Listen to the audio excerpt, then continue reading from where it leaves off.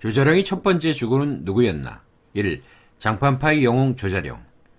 유비의 5호 대장군이 되었던 조자룡의 가장 큰 업적은 장판파에서 유비의 어린 자식인 유선을 품에 안고 지켜낸 것이라고 합니다. 삼국지에서 조자룡과 장비의 영웅담으로 널리 알려진 장판파는 현재 장판공원으로 조성되어 있습니다. 호북성 당양시의 중심가에서 서쪽 방향에 위치한 곳인데 도심 삼거리에 있으며 해인과 차량으로 꽤 혼잡하다고 합니다. 공원 앞 로터리 한복판에 말을 탄 채 긴 창과 청룡검을 들고서 아두를 안고 있는 조자룡의 정상이 우뚝 서 있습니다. 3층 누각으로 된 공원 입구를 들어서면 조자룡을 모신 자룡각이 위치해 있습니다. 그 옆에는 언덕배기의 넓은 공원뜰 한가운데 장판웅풍이라고 새겨진 비석, 창을 들고서 에워싼 조조군을 마구 무찌르는 백마를 탄 조자룡, 붉은 말을 타고 조자룡이 용맹무쌍한 전투 장면을 넋이나간 듯 바라보는 조조, 창을 비껴쓴 채 눈을 부라리며 통나무 다리를 지키고 있는 장비, 아두를 땅바닥에 던지는 조각상 등이 있습니다. 삼국지 장판파 전투의 하이라이트를 압축하여 보여주고 있는 모습입니다. 이 공원 주변 10여리의 지역이 조자룡과 조조군이 일대 혼전을 벌인 장소입니다. 공원 동쪽 자룡가와 서남쪽 자룡 언덕은 조자룡이 장판파 전투 때 누비고 다녔던 곳이고, 도심 한가운데에 있는 자룡루나 장판파 호텔 등도 장판파의 추억을 상기시키고 있습니다. 진수가 쓴 정사 삼국지에서는 촉소, 관장마황조전에서 조자룡을 5번째로 소개하고 있습니다. 조우는 자가 자룡이고 상산군 진정의 사람이다 라고 시작합니다. 현재의 하북성 석가장시 정정이라는 곳이 옛 진정이라는 곳이라고 합니다. 조자룡은 조용하고 합리적인 성품의 사람으로 천수를 다하고 현 사천성 성도 대읍편에 묻혔다고 기록되어 있습니다. 정확한 주소는 대읍편 진원진 자룡가이며 1420평방미터이고 남쪽을 바라보면서 금병산을 뒤로 끼고 앞에 정전이 세워져 있는 구조라고 합니다. 문화혁명 전까지는 사당이나 유적이 잘 보존되어 있었는데 문혁 이후로는 유적지가 대읍편 직업고급 중학교로 바뀌었다가 시간이 지나자 학교를 다시 다른 곳으로 이전하고 원래대로 보건공사를 하려고 시도하였는데 사당 외부는 수리가 꽤 되었으나 내부는 엉망진창이고 무덤은 2008년 지진으로 산사태가 일어나 무너졌고 아직 수리가 완료되었다는 소식은 보이지 않는다고 합니다. 정해산 언덕의 조자룡 사당 앞에 있는 비석은 현지인들이 2016년 세웠는데 촉한이 이곳에서 강족을 방어하였는데 지금까지 유적이 있다.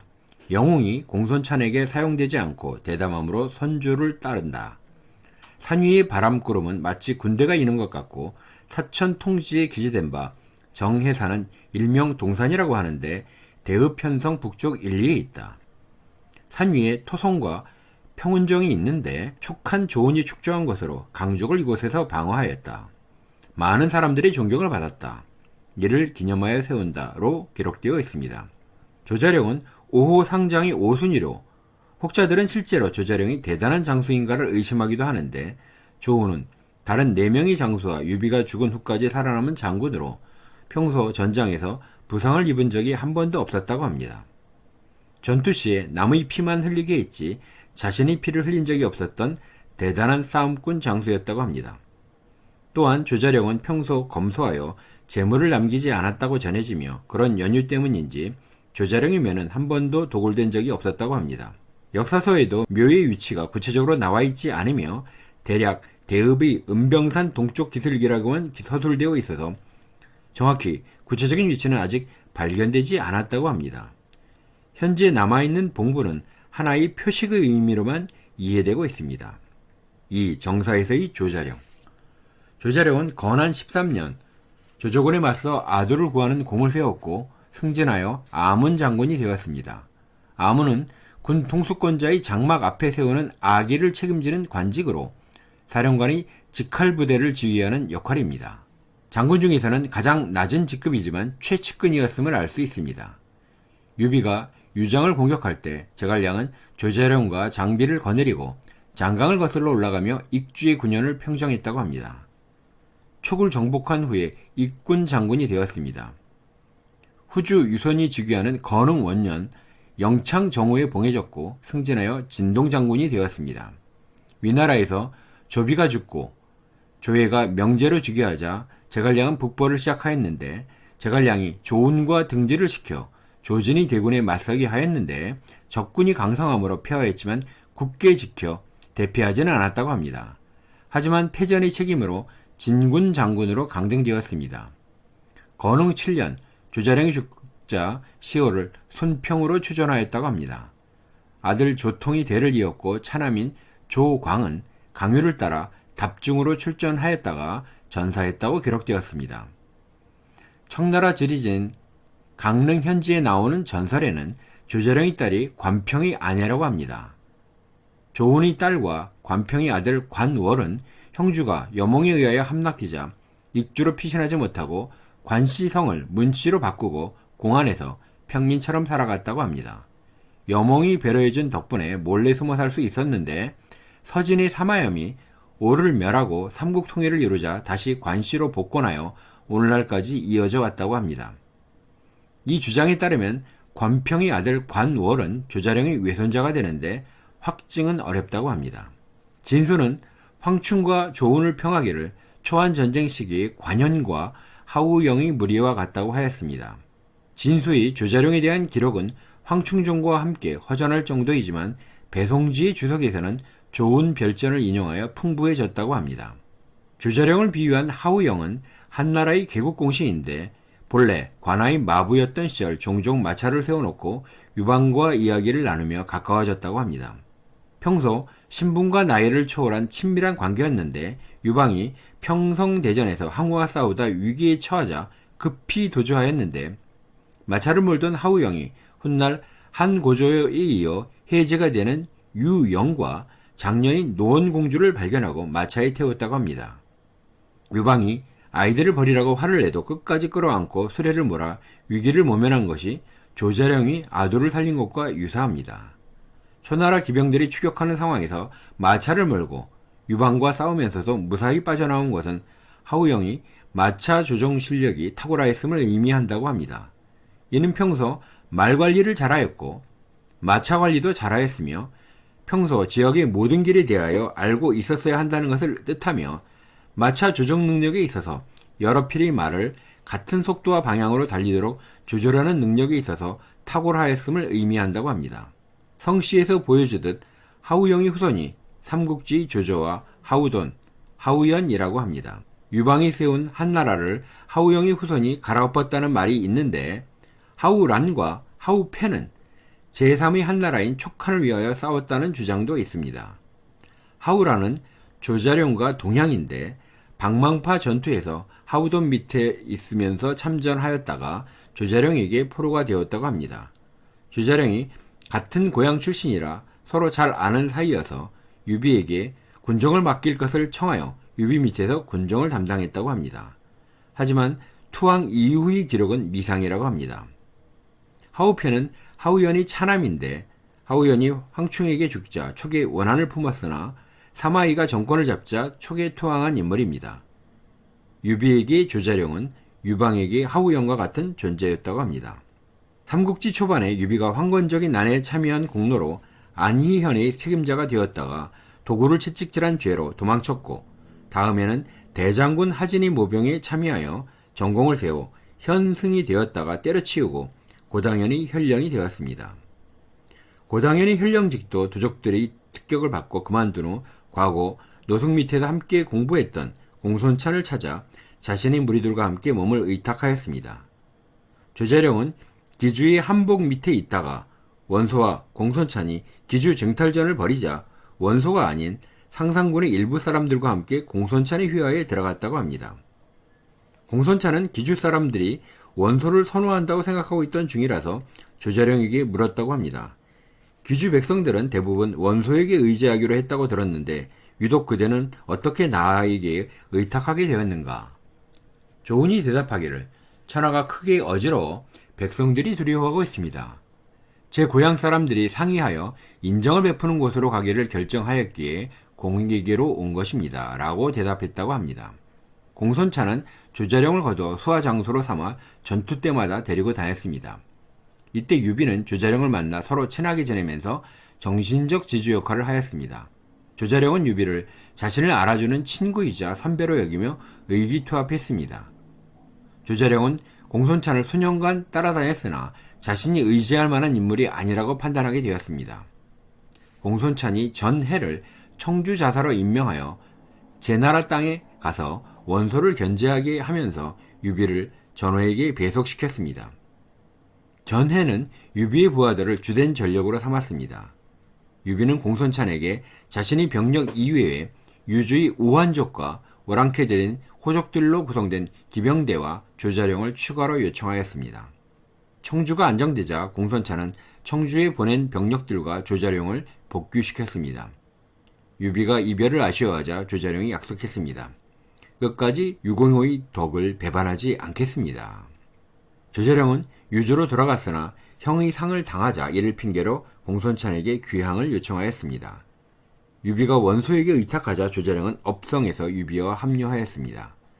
유비는 조자룡과 한 침상을 쓰며 두텁게 대우하였고 원소 몰래 수백 명의 사병들을 모으는 일을 하였습니다. 조자룡은 시류에 따르기보다는 자신의 소신을 지키는 인물이었습니다. 기주 사람들이 원소를 따를 때 공손찬을 찾아갔고 원소 밑에 있을 때에도 객장이었던 유비를 위하여 부격병을 모집하는 일을 감행했습니다. 적벽대전 이후 유비는 관우, 장비, 조자룡을 보내 강남의 4개군을 정벌하게 하였습니다. 유비는 계양투수 조범을 대신하여 조자룡에게 그 직을 맡아보게 하였습니다. 조범은 계양군 경내에 있으면서 혼자가 된 형수 번씨의 미모를 이용하여 미인계를 펼쳐보고자 하였습니다. 부인이 없던 조자룡에게 번씨를 배필로 삼으라고 권하였습니다. 하지만 조자룡은 이를 사양하며 경과 나는 서로 성이 같으므로 경의 형이 바로 나의 형이요. 다른 사람들이 이 제안을 받아들이자고 권하자 조범이 비록 군박하여 항복했지만 그 마음을 예측할 수 없소. 천하의 여자는 난소. 결국 조자룡은 조범의 형수 번씨를 취하지 않았고 조범은 자신이 꾸민 미인계가 실패로 끝나자 북쪽으로 도주하였습니다. 유장이 다스리는 익주를 점령하였을 때 유비의 장소들은 그간의 고생들을 보답받고 싶은 마음에 유장의 재화와 보물들을 분배하고 성 안의 주책들과 성 밖의 장원들과 뽕나무 밭까지도 접수하여 나눠 갖자는 의견이 분분하였습니다. 오직 조자룡만이 나서서 반대하였습니다. 유비가 관우의 복수를 하겠다고 동호 토벌군을 일으켰을 때 제갈량마저도 입을 다물었으나 조자룡은 홀로 반대하였습니다. 나라의 적은 조조이지 손권이 아닙니다. 또 먼저 위를 멸하면 오는 스스로 복종할 것입니다. 조조는 비록 죽었지만 그의 아들 조비는 제위를 찬탈한 도적입니다. 마땅히 중망에 따라 위를 도모해야 합니다. 위를 징치하려는 사명에 부응하지 않고 먼저 오와 싸움을 벌여서는 아니 됩니다. 유비는 조자룡을 일흥 전투에 참여시키지 않았습니다. 조자룡은 북벌이 기곡 싸움에서 조진이 대군에 밀려 패배하고 돌아온 후 제갈량이 그의 공족을 기려 비단을 하사하려고 하자 거부하였습니다. 패주하였으므로 상을 받을 이유가 없다는 것입니다. 조자룡은 기곡 싸움을 끝으로 그 이듬해인 229년 숨을 거두었습니다. 조자룡은 죽는 날까지 자신의 트레이드 마크인 올고듬을 잃지 않았습니다. 3. 2008년 영화 삼국지 용의 부활. 2008년 베이징 올림픽을 맞이하면서 중국은 삼국지 영화를 통하여 문화주권에 대한 중국의 의지를 표명하였습니다. 이인환 감독은 이 영화에서 특이하게도 조자룡을 주인공으로 삼아 영화를 제작하는 과감한 선택을 하였습니다. 정사에 나오는 조자룡에 관한 분량은 영화 주인공으로 등장하기에는 너무 빈약하지만 감독은 공백을 메꾸기 위하여 허구의 이야기를 삽입하여 영화를 이끌어 나가고 있습니다. 이런 허구의 이야기를 통하여 감독이 말하고자 하는 주제는 조자룡의 마지막 대사인 세상 사람들에게 전해줘. 나 조자룡은 이 세상에 내려와 큰 원만 그리고 갔다고 라고 합니다. 감독은 영화를 통하여 전쟁의 부질없음과 명예의 허망함을 말하고 있습니다. 젊은 시절 태평성대를 이루기 위하여 군인이 되었지만 몇십 년이 흘렀음에도 고향에 돌아가지 못하고 여전히 말 위에서 갑옷을 벗지 못하는 조자룡을 통하여 전쟁의 어리석음과 덧없는 희생을 이야기하고 있다는 것입니다. 정사에서 송곤에게 목이 잘린 관우, 부하에게 죽은 장비, 화병으로 죽은 유비와는 달리 조자룡의 죽음은 소리소문도 없습니다. 이 영화에서 감독은 조자룡이 고향에서 사랑하는 여자를 만났고 여자는 무사귀환을 당부했지만 수십 년이 흐른 뒤 5호 대장군 중에서 조자룡만 남아있는 중에 제갈량이 위기시에 펼쳐보라는 진앙 속 지시사항인 관원과 장포가 올 때까지 버티라는 것이었지만 이 두 명의 장소는 이미 조조의 손녀 조용의 군사들에게 당한 뒤였고 조훈 역시 복부의 화살을 맞아 가망이 없는 상태에서 부하 전원이 출정하여 명예롭게 사망한다는 스토리라고 합니다.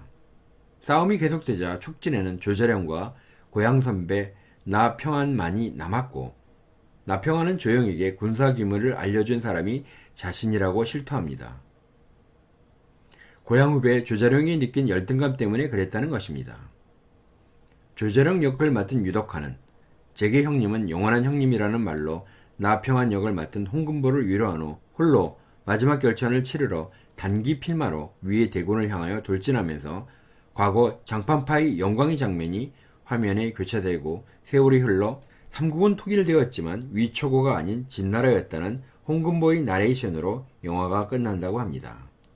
하지만 팩트체크를 하자면 조자룡은 229년에 죽었고 진나라의 천하통일은 280년인데 조자룡의 선배 나평안은 이미 흰머리가 성성한 상태에서 무려 50년을 더 살다 죽었다는 설정이 설득력을 잡아먹고 있다고 평하고 있습니다. 끝까지 들어주셔서 감사합니다.